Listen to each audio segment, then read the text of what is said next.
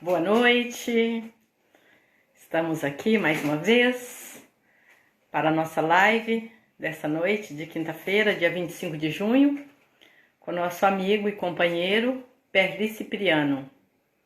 Hoje, nosso tema é sobre as religiões e a pandemia do coronavírus.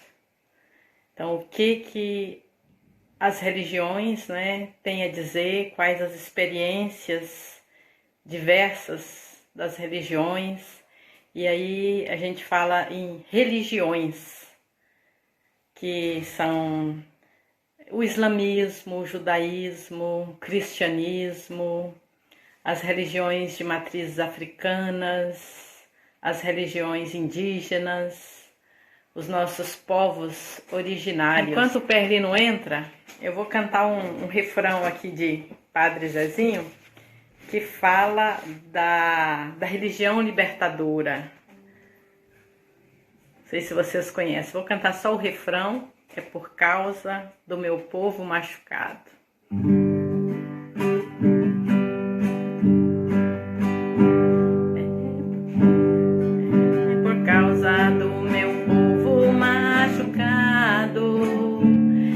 Acredito em religião libertadora, é por causa de Jesus ressuscitado, que acredito em religião libertadora, é por causa do meu povo machucado, que acredito em religião libertadora, é por causa de Jesus ressuscitado, que acredito em religião libertadora.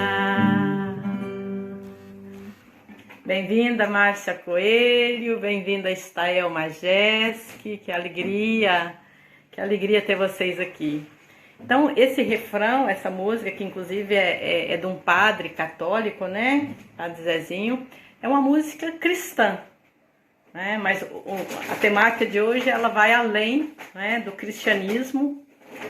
Inclusive, quem viu o nosso post,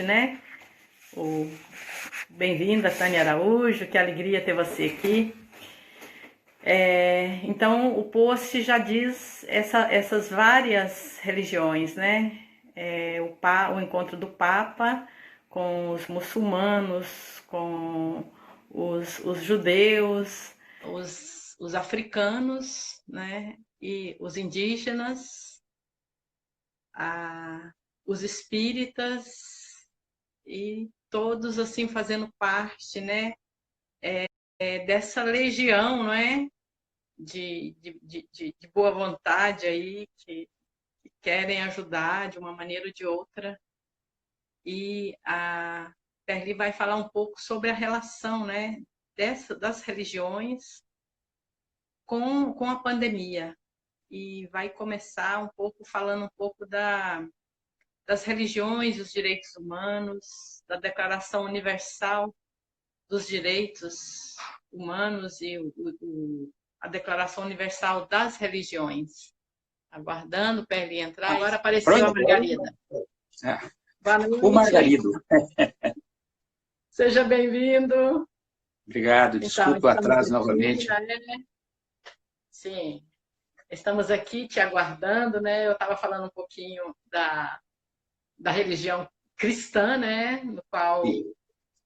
falando um pouquinho da minha experiência como católica dentro dessa religião cristã. E só para concluir, que agora, no mês de março, o Papa iria fazer um encontro de Francisco e Clara, um encontro com os jovens do mundo inteiro para discutir formas alternativas de viver e de cuidar, do planeta, uma nova economia. E com a pandemia foi adiado para novembro esse encontro, mas vai acontecer, se Deus quiser. Então, Perli, você então, conforme nós conversamos, se você quiser começar falando um pouco sobre as religiões e os direitos humanos, a Declaração Universal das Religiões, fique à vontade. Está na Declaração Universal direitos humanos, está na nossa Constituição, embora o Estado seja laico, ele não tem nem pode ter religião, mas tem por obrigação proteger, defender as diferentes religiões e tradições, inclusive os que não têm religião. Então, o Brasil tem esse elemento que é extremamente importante. Nós temos uma experiência muito rica de convivência, mas também de muito sufocamento. Quando aqui chegaram os ocupantes, que não vieram descobrir o Brasil, eles trouxeram a sua religião e a sua espada. E os índios tinham centenas e centenas de povos com as suas religiões, com as suas tradições, seus deuses. Sufocaram como puderam, mas os índios assumindo essa identidade, esses santos como se fosse deles, mas eles tinham seus santos, suas divindades. E também trouxeram judeus convertidos na marra, na Europa, vieram para cá. E aí se assumiam como católicos, mas na realidade eles mantinham também a sua identidade com o judaísmo. E depois outros e outros povos foram chegando aqui nas Américas, cada um trazia sua religião, sua cultura, sua tradição. Isso é uma coisa interessante, a possibilidade da convivência dos diferentes, das diferentes religiões e tradições. Nós temos, inclusive, a Umbanda, que é uma religião, literalmente, ela é brasileira. Ela fez uma mescla do cristianismo, religiões de matriz africana e também indígena. Aqui no Espírito Santo nós temos um local aí em Cariacica, Tabajara. Você vê ali, Tabajara é a questão indígena. Mas ali, e a repressão, eu vivi muito a questão da repressão contra diferentes religiões. Minha mãe, ela era de religião de matriz africana, e eles prendiam as pessoas, e perseguiam. Eu tinha medo que perseguisse a minha mãe. Imagina, eu tinha medo que perseguisse, eu tinha vontade que minha mãe pudesse ter uma outra religião. Qualquer religião era melhor do que ser de matriz africana pela perseguição que existia. Tanto é que no Espírito Santo um número muito grande de religiões de tradição africana, elas se identificam como espíritas. Os espíritas existem, são numerosos. Aliás, o Brasil é o país que tem o maior número de espíritas, que são pessoas que eu tenho dito, repetir, acho que já falei com você, inclusive. O espírita tem uma característica interessante. Seja ele de esquerda, de direita ou de centro, eles sempre estão envolvidos em alguma atividade de doação. Seja no hospital, seja num abrigo de idosos, seja onde estiver, eles estão fazendo isso. Isso é uma coisa interessante, porque a parte da sua religião é fazer alguma coisa.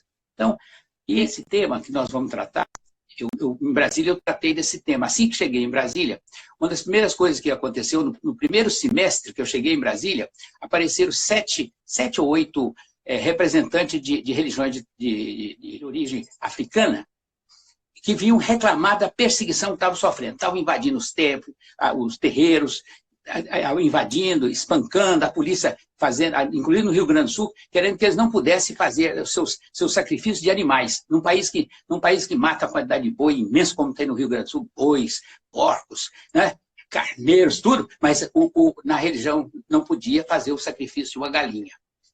Mas isso, eles se queixando disso. Aí nós conversamos com eles e montamos um grupo e passamos quase um ano, reunimos com mais de 100 religiões e tradições, muçulmanos, budistas, shintoístas, matriz africana, indígenas, de religiões evangélicas, as pessoas deviam ler o Alcorão. O Alcorão trata muito bem os cristãos, trata muito bem as outras religiões, inclusive o judaísmo. Eles tratam muito bem. E tratam muito bem as mulheres também. Ficam falando mal deles, mas Maria é quase mais valorizada do que na própria Bíblia. Só para ter uma noção daqui. Então, o que significa? Nós precisamos, eu tentei articular. Há um respeito, não é? No Alcorão, né? Um respeito às outras religiões. Um respeito. Tanto é que eles dominaram a Península Ibérica por 700 anos. Durante 700 anos que eles dominaram, lá tinha cristãos, lá tinha judeus e lá tinha outras religiões. Aí, quando eles foram expulsos da Península Ibérica, foi o retorno. Resultado, perseguiram os judeus, perseguiram os muçulmanos e tentaram impor uma religião única. Isso não dá certo em lugar nenhum. Até alguns países socialistas que tentaram fazer isso, fracassaram. Eu já vi, a Albânia dizia que não tinha mais religião. Aí, quando o socialismo que existia lá caiu, Aí todo mundo se converteu do dia para a noite. Não é verdade, eles estavam impedidos de participar das religiões. É bobagem fazer isso. E as religiões estão presentes, diferentes religiões estão presentes em todas as lutas dos trabalhadores rurais. Quando eu estive no hospital do Aro Silva, queimado, tive 35% do corpo queimado, fui salvo para o hospital público, por isso nós temos que valorizar o serviço público muito. Nesse mesmo dia, na mesma semana eu recebi a visita de um padre Miniguite, que ele estava em Vitória esses tempos. Ele, de Barra de São Francisco, um pastor luterano, Jorge, que era um pastor e jornalista.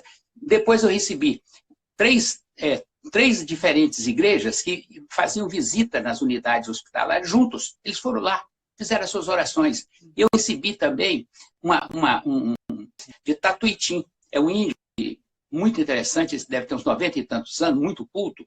Ele fala que estava olhando para o Monte Sagrado, que é o Caparaó, e fazendo as pagelanças para o amigo dele. Ainda falou do machado de pedra que eu tenho. Quando eu voltasse, eu deveria utilizar o machado de pedra todo dia pela manhã, segurar ele na mão e fazer algum apelo, algum pedido.